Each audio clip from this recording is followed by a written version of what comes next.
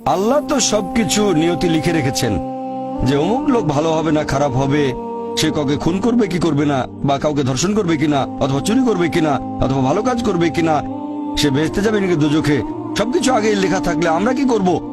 এখানে কার দোষ?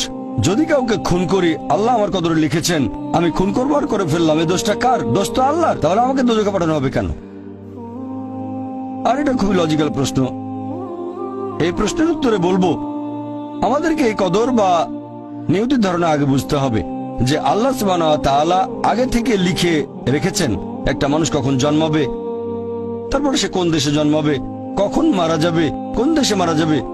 আল্লাহ পবিত্র কোরআনে বলেছেন সূরা ইসরা অধ্যায় 17 আয়াত নম্বর 14 যে যখন কোন শিশু জন্ম নেয় তার কর্মগুলো আমি তার গ্রীবালগ্ন করে দিই। একজন মানুষের ব্যাপারে আল্লাহ জানেন সে কি কি করবে, ভালো না খারাপ, সঠিক না বেঠিক, সে বেহেশতে যাবে নাকি দোজখে যাবে। যে ধরেন একটা ক্লাসে একজন টিচার পড়াচ্ছেন 100 জন ছাত্রকে প্রায় 1 বছর ধরে, আর পরীক্ষা শুরুর আগে টিচার অনুমান করলেন যে এই ছাত্রটা এবারের পরীক্ষায় ফার্স্ট হবে, ফার্স্ট ক্লাস ফার্স্ট, এই ছাত্র পাবে সেকেন্ড ক্লাস, এই ছাত্র করবে ফেল। এটা আমি উদাহরণ হিসেবে বলছি। এর কিছুদিন পরে পরীক্ষা হয়ে গেল, প্রথম ছাত্র হলো ফার্স্ট ক্লাস ফার্স্ট, এই ছাত্র সেকেন্ড ক্লাস, আর ওই ছাত্রটা করলো ফেল। এখন আপনাদের প্রশ্ন করি, যে ছাত্র ফেল করেছে সে কি টিচারকে বলবে আপনি বলেছিলেন যে আমি ফেল করব তাই ফেল করেছি? এখানে দোষটা কার? টিচারের নাকি ছাত্রের? কার দোষ? ছাত্রের। টিচার অনুমান করেছেন এই ছাত্রটা বাইরে ঘুরে বেড়ায়, ঠিক মতো ক্লাসে আসে না, সিনেমা দেখতে যায়, এজন্য সে ফেল করবে। ওই ছাত্র মোটামুটি মাঝারি, এই ছাত্র খুব মেধাবী, অনেক পরিশ্রম করে, তাই টিচার পরীক্ষা শুরু হওয়ার আগে অনুমান করেছেন এই ছাত্র হবে ফার্স্ট ক্লাস ফার্স্ট, এই ছাত্র সেকেন্ড ক্লাস, ওই ছাত্র ফেল। তারপর আসলে ওই ছেলে ফার্স্ট ক্লাস ফার্স্ট, এই ছেলে সেকেন্ড ক্লাস, আর ওই ছাত্র ফেল। টিচার অনুমান করেছেন, তার মানে এই না যে দোষটা টিচারেরই হবে। টিচার সবাইকে পড়িয়েছেন সঠিকভাবে, সমানভাবে। একইভাবে আল্লাহ সুবহানাহু ওয়া তাআলার আছে ইলমে গায়েব, তিনি ভবিষ্যৎ সম্পর্কে জানেন। কিছু জিনিস ঠিক করা আছে যে এই লোকটা জন্মাবে অমুক দেশে, জন্মাবে অমুক দিনে, আর সে মারা যাবে অমুক দেশে অমুক তারিখে, ইত্যাদি ইত্যাদি। তার পরিবেশ ধনী হবে নাকি গরিব হবে, তবে পছন্দটা এখানে আপনার।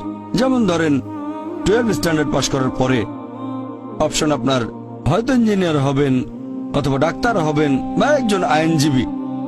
এখানে পছন্দ আপনার, ঠিক করলেন আপনি হবেন ইঞ্জিনিয়ার।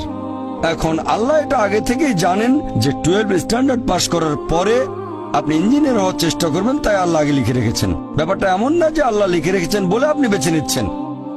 যেহেতু আপনি এটাই বেছে নেবেন, তাই আল্লাহ আগে লিখে রেখেছেন। এখানে পছন্দ আপনার, তবে আল্লাহ আপনার পছন্দ জানেন। যেমন ধরেন একটা রাস্তার মোড়ে আসলেন, সামনে 5টা রাস্তা, রোড নাম্বার 1, 2, 3, 4, 5। এখানে পছন্দ আপনার, বেছে নিতে পারেন রোড নাম্বার 1, 2, 3, 4, 5। আপনি গেলেন রোড 2-এ, এটা আগে থেকেই লেখা আছে আপনার নিয়তিতে যে আপনি যাবেন 2 নম্বর রোডে। ব্যাপারটা এমন না যে আল্লাহ লিখেছেন বলে আপনি করছেন, যেহেতু আপনি এটাই বেছে নেবেন তাই আল্লাহ আগে লিখে রেখেছেন। তাহলে পছন্দ আপনার। আপনি চাইলে টাকা উপার্জন করতে পারেন ভালো কাজের মাধ্যমে, হালাল উপায়ে, অথবা পারেন চুরি করে হারাম উপায়ে। পছন্দ আপনার। ধরেন চুরি করলেন, এটা আপনার সিদ্ধান্ত, তবে আল্লাহ আগে থেকে জানেন যে এই লোকটা সহজে টাকা পেতে চায় তাই চুরি করবে, তাই আল্লাহ আগে লিখে রেখেছেন যে এই লোকটা 25 বছর বয়সে চুরি করবে।